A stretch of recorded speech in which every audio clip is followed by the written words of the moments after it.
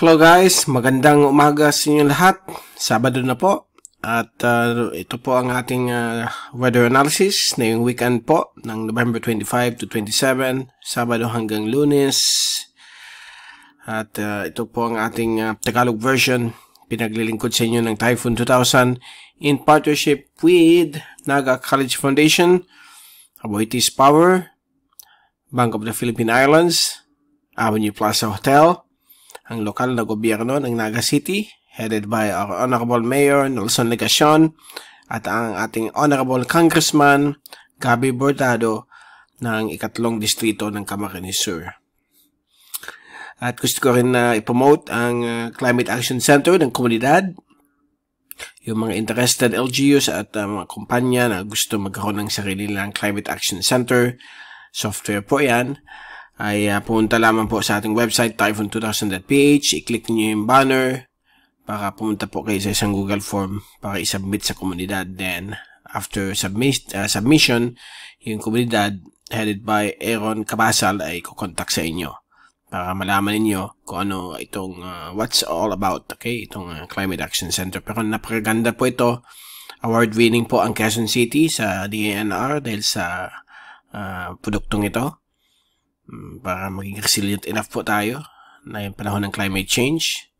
Needed po talaga na yun. Since lumalaki yung population, dumadami ang naninirahan sa mga hazard-prone areas. So, it's a must need, okay? Itong mga Climate Action Center. Okay, now, umpisa na nating update. Ito ang latest CraftSat at mukhang may sad news o bad news sa ating mga kababayan dito sa Kabikulan. Bumalik na naman po ang shearline. Actually, kahapon, nandito lang po siya sa may Pacifico. For the past 3 days,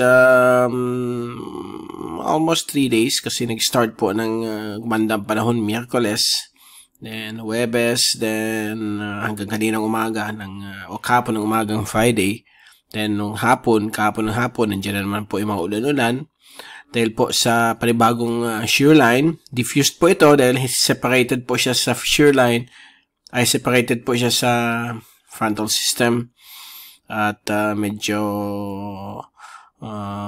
lumadami na naman po yung kaulapan dahil may panibagong surge ng amihan na bumaba po dito sa may silangan bahagi po ng Cagayan Valley hanggang sa may coastal waters po ng Northern Bicol, yun yung Camarines Provinces. At dahil sa pagbaba itong malamig na hangin mula sa amihan at nagkaroon na naman tayo ng easterlies dito sa may silangan bahagi po ng Visayas at Mindanao, natural magkakaroon po yan ng interaction, yung lamig at yung init magkakaroon po ng pag-converge, and then as a result magkakreate po yan ng line of thunderstorms. Ang tawag po natin sa mga line of thunderstorms na ito ay yung tinatawag nating multi-cell thunderstorms, or we can call it technically as the mesoscale convective systems, okay? So, naka-embed po yan sa shearline. Anong resulta niyan? Magkakaroon po tayo ng mga sunod-sunod pong mga back-to-back ng mga malalakas na thunderstorms overnight. Minsan kakalma.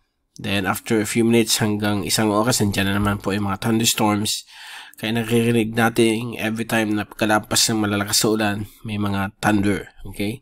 So, yan po ang epekto ng shearline na panibago. Although maglalast lamang po siya sa Kabikulan for 24 hours. Okay? And then nakakit siya bahagya dito sa may silangan bahagi po ng Cagayan Valley at Northern Quezon kasama po ang Aurora. Okay? So right now, nasa area po siya ng Kabikulan. Ito kasi yung satellite as of 2 p.m. So nag-move na po siya dito. Dito na po yung shearline. Kaya nag-experience po tayong malalakas na ulan. Although yung rainfall amounts dito po sa Naga City ay umabot naman po ng 30 millimeters. Hindi naman po siya alarming. Ang alarming is pag lumampas po ng 50 millimeters. Lalo na po pag 100 millimeters na ang 24-hour rainfall na na-observe. Medyo magkakos na po yung mga pagbabaha sa mga flood-prone areas ng kanya-kanyang towns, municipalities at cities. Okay? So, mag-ingat po sa mga posibilidad ng landslides and flash floods kapag mayroon pong malalakas na thunderstorms dala na itong shearline.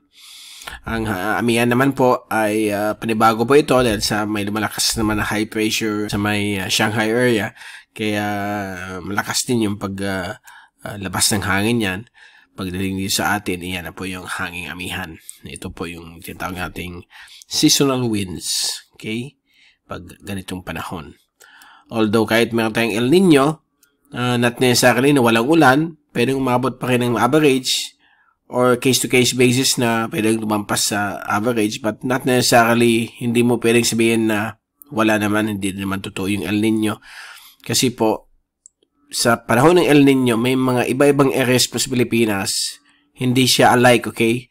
Minsan, grabe yung ulan for this month. Sa sunod na El Nino, hindi naman. So, may mga ganyan po na situation. Nagkataon lang, mayroon tayong mga shear line at amihan. At since umiinit po yung planeta natin, narinig natin sa news, pinakamataas daw ang November. So, natural yan, magkakaroon po ng mga more evaporation galing sa dagat, nagkukos ng malalakas na ulan at thunderstorms kahit meron El Nino. Okay? Tandaan po natin, nag-start na po ang El Nino, yung peak months niya, nag-start na po, which will last until February, then hihina yan hanggang May. But yung epekto hanggang May of 2024, pwedeng umabot po sa area po ng sa panahon ng tag-ulan. But magko-coincide po yan. Okay? So, kaya ang Bicol region usually nasa dry spell lang pag may panahon ng El Nino. Lalo na ngayon, nagkaroon ng mga ulan. So, makakatulong po ito sa farmlands at groundwater ng ating region Bicol. Okay? Let's treat it as a blessing. Dahil yung ibang areas like, like yung Western Luzon, Ilocos region, talagang walang ulan. Nakikita nyo dito sa satellite. Okay? So, Mindanao, may mga ulan din. Hopefully, ang pagdating ng cool dry season at the hot dry season hanggang Mayo po yan, 2024, ay hindi masyado gaano ang epekto ng El Nino. Nasa moderate to strong siya na yon. But again, magtipid-tipid tayo ng tubig for the next few months dahil po mukhang nandyan po yung epekto ng El Nino. Okay? So, sa ating fast animation, kita po natin yung shear line. Ito po yung shear line. So, apektado po ang Bicol region. Although, let's hope na hindi masyado yung, hindi continuous ang ulan. Kaya ng gabi, pahinto-hinto po yung mga thunderstorms. Pero dahil pa malakas yung shear line na yun, hopefully mag-last lang ito for 1 day. Na yun ang pinapakita ng forecast. Actually, kahapon, Friday afternoon, yung chance of rain sa mga computer models nasa 15 to 30%, but in reality, parang 70 to 90% kasi umulan po dito sa amin. Masyado pong mababaw ang saturation point nitong mga clouds because of slightly lower temperatures. Okay? At may mainit yung dagat, kakaroon po yan ng mababaw ng pagbagsak na ng ulan. Dahil sa ganitong sa pagpasok po natin sa taglamig, talagang naging uso po na biglang ibabagsak kagad yung ulan. And then sa ating zoom in satellite animation, yan po yung shear line. Ito po yung visible satellite hanggang na yun early morning ng Sabado. Mukhang marami pa pong mga thunderstorms ang in-store. Kita po yung mga kidlat. Yan po yung mga thunderstorms na binabanggit natin. Sa infrared, ayan po, may mga moderate to heavy tayong mga kanasan. On and off, simula kahapon pa po, at na yung magdamag ay meron pa rin tayong mga ulan na inaasahan. And then, sa ating wind and pressure forecast, nandiyan pa rin yung amihan sa silangan bagay po ng gitna at Hilagang Luzon at sa coastal waters po ng Camarines Provinces. Mamayang hapon po, nandiyan pa rin yung amihan. Then, sa linggo po ng umaga o bukas, mag-retreat na po siya dito sa may extreme northern Luzon, yung epekto ng amihan. Mukhang babalik tayo sa easterlies, sa Kabikulan. At linggo na hapon, ganun pa rin, nasa may Batanes, Mabuyan Group, ang epekto ng hanging amihan.